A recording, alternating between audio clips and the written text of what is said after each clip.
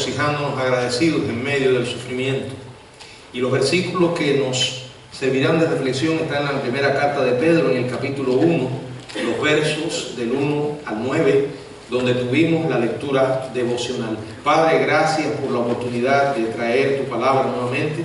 En tus manos, Señor, nos ponemos y suplicamos que tu Espíritu Santo, con su poder, hable a través de mí, Señor, que sea tu palabra la que llegue a tu pueblo, en el nombre de Jesús.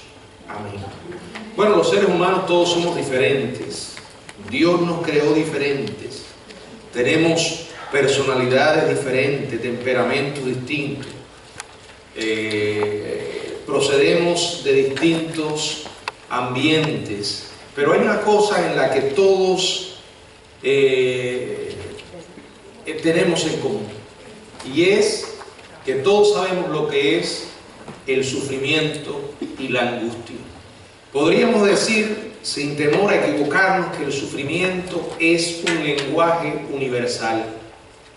De ahí que cuando Pedro escribe la primera carta a los creyentes esparcidos a través de Asia Menor, como él menciona, a los expatriados, la dispersión en el Ponto, Galacia, Capadocia, Asia y Bitinia. Él se concentra en un tema que inmediatamente gana su atención, un tema que los atrae a todos, no solamente a los lectores originales de esta carta, sino también a nosotros que tenemos la bendición de poder leerla, y es el tema del sufrimiento. Allí Pedro les dice: elegidos según la presencia de Dios Padre, en santificación del Espíritu, para obedecer y ser rociados con la sangre de Jesucristo, gracia y paz os sean multiplicadas. Bueno, a los que él les escribe conocían muy bien lo que era estar lejos del hogar por la fuerza. Los llama expatriados de la dispersión debido a la persecución a consecuencia de su fe. Ellos habían sufrido, habían tenido que enfrentar varias formas de dolor, de desengaño, de pena. Bueno, y afortunadamente, gracias a Dios, que esta primera carta se escribió y nosotros podemos encontrar alivio y consolación también en nuestra clase de sufrimiento en estos tiempos. Las primeras buenas nuevas que Pedro nos da, les dijo a ellos y también a nosotros, que eran elegidos por Dios. Qué recordatorio tan importante, tan necesario. Saber que no llegamos aquí de casualidad, no fuimos echados en esta tierra como dados que se tiran sobre una mesa. Fuimos colocados aquí, soberana y amorosamente, para un propósito. Dice la palabra que somos elegidos. Dice la Biblia que esta elección se hizo según la presciencia de Dios, en santificación del Espíritu, para obedecer y ser rociados con la sangre de Jesucristo. Presciencia. La palabra griega se traduce destinado desde antes. En ambos versículos la palabra no se refiere simplemente a un conocimiento de lo que va a ocurrir, sino a una relación predeterminada en el conocimiento de Dios. Dios nos colocó soberanamente para un propósito. No nos prometió una vida cómoda, no nos eximió de adversidades. Sin embargo, nos prometió su presencia. Somos elegidos y somos apartados para la gloria de nuestro Dios. Imagínese enfrentar este mundo con su dosis de dolor y sufrimiento sin Cristo. Bueno, eso es lo que la mayoría de la gente hace. viven de espaldas a Dios y se enfrentan a esos momentos terribles, llenos de temores, llenos de adversidades, sin Jesucristo. Pero nosotros contamos con su presencia, tenemos la promesa de su presencia.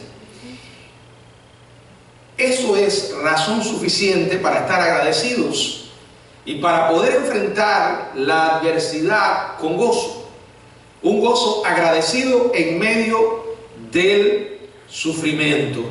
Si nosotros meditamos en el pasaje que tenemos delante, a partir del verso 3, podemos encontrar en él 6 razones por las que puede haber gozo agradecido en tiempos difíciles y mantener viva la esperanza a pesar de las dificultades. ¿Cuáles son?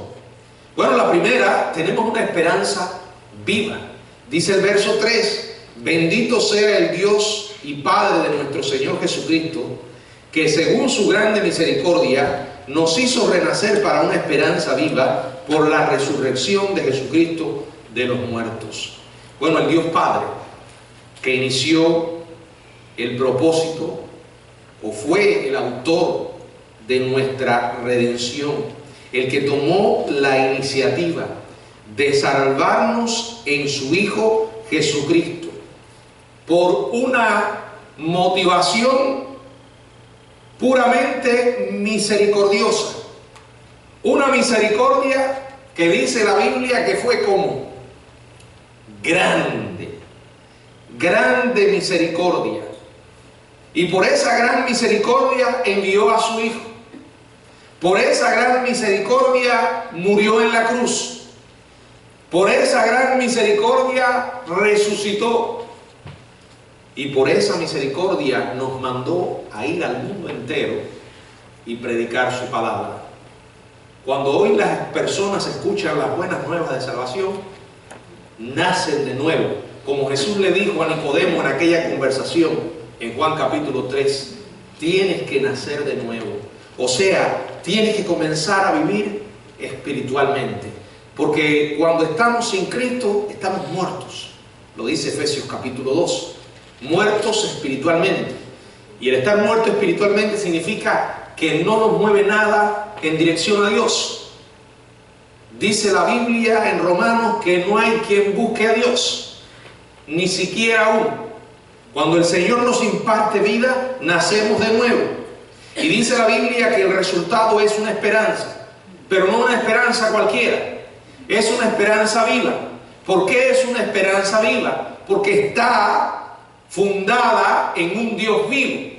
El mensaje del Evangelio no es solo la muerte de Cristo, es además que su resurrección. Porque yo vivo, dijo el Señor, vosotros también viviréis. Es una esperanza viva. Sin embargo, hoy la gente vive sin esperanza. O en algunos casos es muy escasa.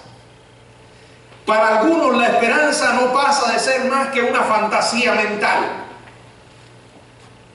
Como aquel que se pone a mirar una estrella y mientras la mira pide un deseo, ¿verdad?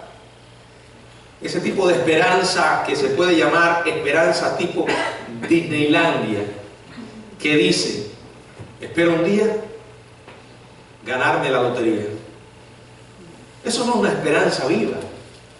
Eso es un deseo fantasioso con el que la gente se pasa la vida viviendo y al final nada. Pero aquellos que hemos nacido de nuevo tenemos una esperanza basada en la muerte y la resurrección de Jesucristo. Al Jesús resucitar, demostró ser quien había dicho que era.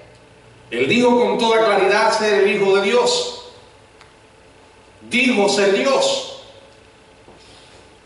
Y al resucitar, demostró ser quien había dicho ser. No importa lo que atravesemos, tenemos una esperanza. Puede que el presente se muestre difícil, pero al final ganamos. ¿Por qué? Porque Dios nos da la victoria a través de nuestro Señor Jesucristo. La segunda razón para gozarnos agradecidos en medio del sufrimiento es la herencia que tenemos. No solo tenemos una esperanza viva, sino que además tenemos una herencia que es permanente. Dice el verso 4, para una herencia incorruptible, incontaminada, inaccesible, reservada en los cielos para vosotros. Tenemos una esperanza permanente. En palabras de nuestro Señor Jesucristo, tenemos una casa segura en el cielo. Juan capítulo 14, verso 1, voy pues a preparar lugar para vosotros. Antes había dicho, en la casa de mi Padre muchas moradas hay. En ese lugar, en la casa del Padre, voy a buscar un lugar para vosotros. Voy a preparar una morada para ustedes. El cielo es un lugar donde Jesús está y donde fue a preparar lugar para aquellos que somos sus hijos, sus hermanos. Entonces, allí está nuestro destino. Y es un lugar reservado bajo la salvaguarda constante y omnipotente vigilancia del Dios Todopoderoso. Aquí las propiedades se pueden perder. Aquí se pueden destruir. Se pueden contaminar, disminuir, poner en el lugar equivocado. Pero allá no. Allá no habrá destrucción, ni contaminación, ni va a disminuirse, ni se podrá poner en el lugar equivocado. Allí no habrá foreclosure, ¿verdad? Es un gran alivio. En un mundo inseguro, el cielo es el lugar más seguro. El Dios vivo nos va a dar la bienvenida. La herencia está reservada y, como vamos a ver, vamos a llegar a recibirla. Nada podrá impedir que lleguemos. Vaya, yo no sé a ustedes, pero a mí eso me produce un gozo inmenso. Mientras más difícil se pone la vida en la tierra, mejor me parece el cielo. No, a lo mejor tú estás pensando que llegaste aquí para quedarte. No, es un error, y un error grave. Yo diría que es una necedad de la peor clase. La Biblia dice que aquí estamos de paso. Llegamos y nos vamos. Los cristianos somos extranjeros y advenedizos. Nuestro destino no es aquí en la tierra.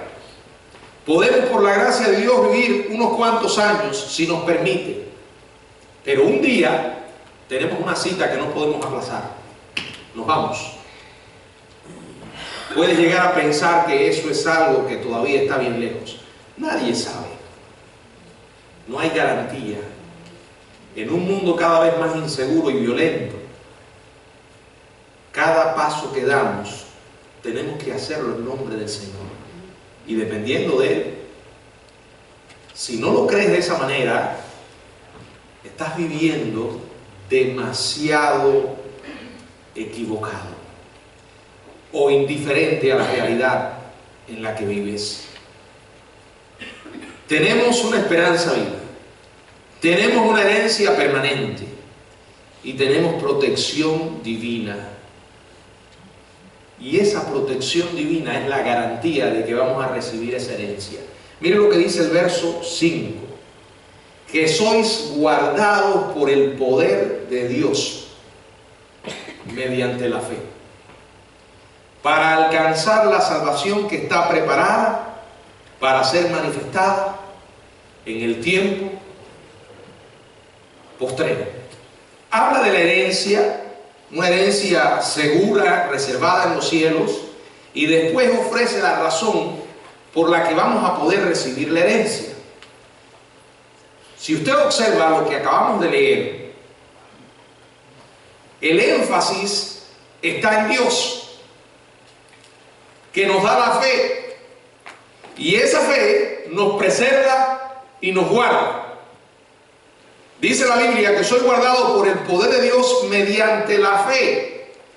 Se trata de Él, no de nosotros. El que comenzó en vosotros la buena obra, la va a terminar. Dice la Biblia que Él nos guarda. Y porque Él nos guarda, vamos a llegar. Y porque Él nos guarda, vamos a recibir la herencia. Si se tratara de nosotros, no llegamos. No hay garantía, no hay seguridad. Los seres humanos somos tan volubles, inestables y, como decía en la mañana, tan débiles. Imagínense si dependiera de nosotros preservar la salvación que nos ha sido dada. Estaríamos en serios problemas. ¿En qué momento podríamos perderla? Ahora, el Señor da a nuestras vidas fe. Y esa fe, cuando es auténtica, la Biblia dice que persevera. Es una fe persistente. O sea, el milagro comienza en el nuevo nacimiento y sigue manteniéndose en la obra salvadora que Dios hace en nosotros. Por eso cuando Pablo escribe en los Romanos, él habla de los grandes pasos de la salvación y los presenta allí sin interrupción ninguna. No puede haber interrupción. Lo que Dios comienza, Él lo va a terminar. Depende de Él. Ese poder divino es el que nos preserva. Dice, por el poder de Dios mediante la fe. Juan capítulo 10, verso 10, dice que estamos en las manos ¿de quién? En las manos de Dios. Y que nadie nos puede arrancar de sus manos. Dice el verso 27, Juan capítulo 10, mis ovejas oyen mi voz. Una oveja del Señor va a escuchar su voz, pero no se va a quedar simplemente en oírla. Si alguien dice que oye la voz del Señor, pero no hay obediencia, permítame decirle, usted no es oveja del Señor. Mis ovejas, dijo Jesús, oyen mi voz. Y no es alguien que parece que oye. El que oye es alguien que es conocido por el Señor y que le sigue. La evidencia de que verdaderamente hemos oído y entendido es que obedecemos. Y dice el verso 28, yo le doy vida eterna y no perecerán jamás. Nadie la puede arrebatar de mi mano, las manos de Jesús. Luego dice en el 29, mi Padre que me las dio es mayor que todos y nadie las puede arrebatar de la mano de mi Padre. Mírelo de esta manera, hay una protección doble. Estamos en las manos de Jesús y estamos en las manos del Padre. Que por cierto, aquí el Señor hace énfasis en que el Padre es mayor que todos. El énfasis es en el Dios Todopoderoso que nos preserva, que nos guarda y de esa manera nos garantiza que vamos a llegar. En el Evangelio de Juan, en el capítulo 6, verso del 37 al 40, leemos, todo lo que el Padre me da, vendrá a mí. Si vas a Cristo es porque el Padre te ha dado a Jesús. Y el que a mí viene, dice Jesús, yo no le echo fuera. Luego dice en el verso 38, yo he descendido no para hacer mi voluntad, sino la voluntad del Padre que me envió. Y si alguien se pregunta, ¿y cuál es esa voluntad del Padre? El verso 39 responde, y esta es la voluntad del Padre. Y nuevamente aclara, el que me envió. Y ahora explica cuál es esa voluntad. Que todo lo que me diere, está hablando de aquellos que hemos sido salvos en Cristo, que todo lo que me diere, no pierda yo nada. Fíjense que no dice que todo lo que me diere se pierda alguien. Él dice, no pierda yo nada. Y dice al final, sino que lo resucite en el día postrero. Y ahora el verso 40 lo repite, y esta es la voluntad del que me ha enviado, que todo el que ve al Hijo y cree en Él tenga vida eterna, y yo lo resucite en el día postrero. ¿Entienden de qué se trata? ¿Entienden por qué estamos protegidos? ¿Entienden por qué podemos llegar a pesar de que haya momentos difíciles? En cuarto lugar, sigue diciendo aquí, tenemos una fe que se va desarrollando. La fe viene cuando creemos. Dice, pues no de vosotros, sino es don de Dios. Y dice el verso 6, en lo cual vosotros os alegráis, aunque ahora por un poco de tiempo, si es necesario, tengáis que ser afligidos en diversas pruebas. Porque sometida a prueba vuestra fe, mucho más preciosa que el oro, el cual, aunque perecedero, se prueba con fuego, sea hallada en alabanza, gloria y honra cuando sea manifestado Jesucristo. Aquí comienza con aunque. Aquí dice la palabra en el verso 6, en lo cual ahora vosotros, aunque, indica que el gozo es incondicional, que no depende de las circunstancias, que viene a pesar de nuestro sufrimiento, no debido a este. Y revelan tres cosas significativas acerca de la fe estos versículos. Las pruebas muchas veces son necesarias, porque ellas ponen de manifiesto cuán genuina es nuestra fe. Al tiempo que nos enseñan a ser humildes. Mire a alguien humilde y verá a alguien que ha sido golpeado duramente por las adversidades. Mire a alguien soberbio y arrogante y verá a alguien que no ha experimentado dolor. Segundo, las pruebas perturban, pero nos enseñan compasión para que jamás menospreciemos el dolor de otros. Las pruebas nos ayudan a identificarnos con los que sufren. Las pruebas vienen además de distintas formas. La Biblia dice, para que seáis afligidos en diversas pruebas. Dios tiene un propósito con ellas. Las grandes lecciones que podemos aprender muchas veces lo hacemos en medio de las adversidades. Ellas llegan a ser más efectivas que todo lo que usted puede estar escuchando en una iglesia, con sermones, con clases, con discipulado. A veces esas enseñanzas nos entran por un oído y nos salen por el otro.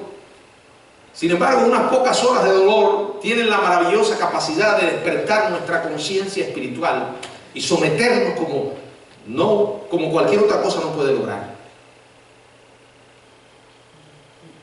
En quinto lugar, tenemos un Salvador invisible, pero es nuestro Salvador. Verso 8, a quien amáis sin haberle visto, en quien creyendo, aunque ahora no lo veáis, os alegráis con gozo inefable y glorioso.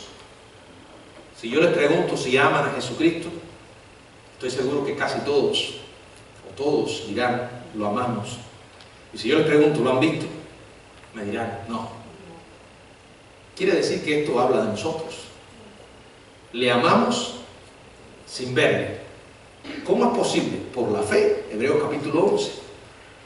Sin fe es imposible agradar a Dios. Creemos en Él, en quien creyendo. Y nos recuerda, aunque ahora no lo podáis ver físicamente, como tuvieron la oportunidad y bendición los discípulos, las personas que fueron contemporáneas con Él en los evangelios. Allí se nos habla de Jesús que anduvo en esta tierra, relacionándose con todo tipo de personas que le vieron físicamente y sin embargo no fueron capaces de reconocer con quién estaban tratando. No tuvimos esa oportunidad, pero hoy podemos relacionarnos con Él, aunque no lo veamos. Sin embargo, dice la palabra, os alegráis con gozo inefable y glorioso. Nos podemos gozar porque Él es nuestro Salvador. Es un error pensar que usted tiene que ver a alguien para amarle. Por ejemplo, una madre ciega ama a sus hijos, aunque nunca los haya visto, ¿verdad? Usted no tiene que ver a alguien para creer en él o en ella. Quizás nunca en esta tierra veamos una manifestación visible del Salvador, pero eso no va a cambiar la realidad de que le amamos y creemos en Él, porque su presencia es real en nuestra vida, aunque físicamente no podamos verle. La experimentamos, la vivimos. La palabra alimenta nuestra fe y nos permite confiar en Él a pesar, repito, de que no podamos verle. Y la sexta razón es porque hay una libertad garantizada. Dice el verso 9, obteniendo el fin de vuestra fe, que es la salvación de vuestras almas. Obteniendo el fin de vuestra fe. La traducción literal es de obteniendo es reciben ahora mismo lo suyo. O sea, en cierto sentido, los cristianos ya tenemos el resultado de nuestra fe, porque Dios nos ha librado de la esclavitud del pecado, del poder del pecado, aunque la salvación no se ha consumado todavía, aunque no hemos sido glorificados. Pablo dijo que ya podemos decir que ocurrió, porque es tan seguro que va a ocurrir que podemos hablar de glorificar como algo pasado. Hay garantía, hay seguridad. ¿Qué cosa es glorificar? El momento cuando estemos en el cielo, cuando ya nuestros cuerpos no estén sujetos a la debilidad a la que hoy estamos sujetos aquí, porque nuestros cuerpos serán transformados y estaremos disfrutando una vida plena con el Señor. Podemos regocijarnos. Si eres un hijo de Dios, escucha bien, puedes pasar por un valle de sombra de muerte, pero el Señor nos va a sacar adelante. Allí está la meta. Vamos a llegar. La pregunta más importante entonces es, ¿hemos comenzado el viaje? ¿Estamos seguros de que somos hijos de Dios? ¿De que le amamos? ¿De que escuchamos su voz y le obedecemos? No podemos decir que amamos a alguien si para nosotros sus palabras no son importantes. Cuando alguien es importante en nuestra vida, lo incluimos a la hora de tomar nuestras decisiones. Lo incluimos en nuestra escala de valores, en nuestro nivel de prioridades. Aquí no se trata de lo que seamos capaces de decir. Podemos decir, oh Señor, cuánto te amo, qué lindo eres.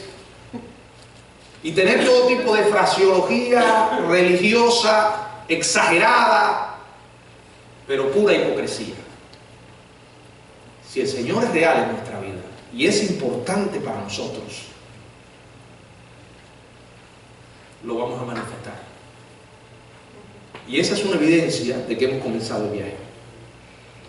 Hay gente que se recuesta muy fácilmente diciendo, yo soy cristiano, yo sé que voy a llegar. ¿Lo eres? Yo no sé si tú lo eres o no. Al final, quien Dios conoce el corazón es Él. Pero la realidad es que nosotros no podemos decir que amamos a Dios si siempre está en un rincón y no es importante Jesús para nosotros. Fíjense que yo no estoy hablando aquí de alguien que simplemente hizo algo por nosotros. Estoy hablando de el Dios soberano que número uno nos puso en esta tierra, porque aquí no llegamos de fly. Él nos colocó a todo ser humano, crea o no en Él. Dios nos puso aquí. Y nosotros, en segundo lugar, nos salvó. ¿Saben lo que significa que nos salvó? Que estábamos perdidos. No hay salvación si una persona no reconoce que está perdida. Ahora, mucha gente va por la vida con un sentido de tal seguridad errada y equivocada, porque no se consideran que son perdidos. ¿Y por qué no se consideran perdidos? Porque no reconocen que son pecadores. Porque se están comparando con los modelos equivocados. Buscan seres humanos peores que ellos y se comparan con ellos. Entonces, ¿qué? Vas a quedar bien, vas a quedar como bueno. Pero aquí el estándar es Dios. Si nos comparamos con Él, ¿podrá alguien decir que es bueno? Que no está perdido. Tal vez tú no hayas matado a personas en la misma magnitud que hizo, por ejemplo, Hitler. Bueno, comparamos con él, vamos a quedar bien. Pero delante de Dios somos también culpables, homicidas. La Biblia dice que todos hemos pecado y delante de Dios todos somos pecadores. Y nuestros pecados, del tipo que sean, nos condenan al infierno. Ahora, mucha gente está tratando de llegar a Dios por sus propias fuerzas. Es como si ahora la meta fuera llegar a la luna. Y ahora todos los seres humanos nos pusiésemos a saltar. Tenemos que llegar a la luna. Puede ser que unos salten más que otros. Y miren a los otros y le digo, yo salté unos centímetros más que tú. Pero cuando miramos, todos estamos perdidos, porque no hay quien haya llegado al cielo. No puede llegar a la luna, es imposible. Cuando nos comparamos con Dios, nos damos cuenta de que todos estamos en serios problemas. Por eso Jesucristo dijo, no hay bueno nadie, solo Dios. Si no somos buenos, estamos condenados. Y el Dios Santo nos condena justamente. La paga por el pecado es muerte. De ahí es donde tenemos que poner nuestra fe en aquel que se arrepintió. O sea, que murió por nosotros para que seamos perdonados. Él pagó el precio por nuestras vidas, el justo por los injustos. Ahora nosotros nos arrepentimos y creemos en Jesucristo. Y Dios nos otorga gracia a través de Jesucristo. Una gracia que no entendemos, pero está disponible.